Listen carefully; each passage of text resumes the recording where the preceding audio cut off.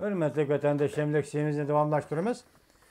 Müstakilçiler Guruhi'nin peş kadem erbabı. Gökmen'in Tayvan'ın müstakil buluşu tarihi mukarrerlik dep görsettiği mavzulu haber 11. ayının 26. günü Dovitor beti ilan kılındı. Haber mundaq başlandı. Tayvan müstakillik bilen şugullangan peş kadem Yeni Tayvan Devlet Siyaseti Bilim Hazinesinin koruğucusu Gökmen'in 11. ayının 25. gün Tayvan Yezigilik Üniversitesi'nin çakırıqını taklibi binaen mektepke berip, dokulatı da mundaq görsetti. Tayvan köçmeller cemiyeti, Tayvan cemiyeti bu köçmeller cemiyetidir. Çünkü cemiyetiga okşamaydı. Köçmeller cemiyeti tarihte nurgun ayılladı bir neçe yüzyıldan kim müstakil devletke aylangan.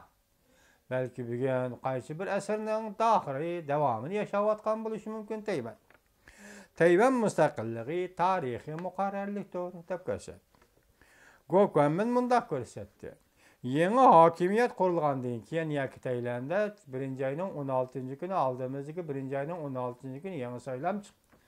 Da hakimiyet kildiğen kişiler sayılınıp bolgandan keyin biz Tayvan'ga yeni bir talep, yani Tayvan'ı usul çağrılaba başka yollar arkalık normallaştırışak Tayvan devleti normal halet keltiriş talebini oturup koyumuzdu.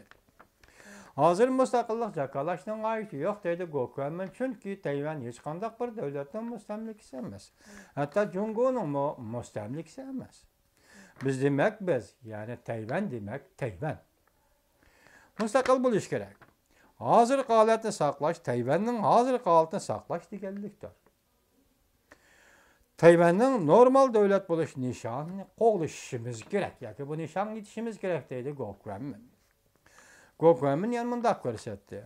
Siyasi cihette Tayvan'ın müstakilliğini saklaş, kaçan kış devamlışıdı.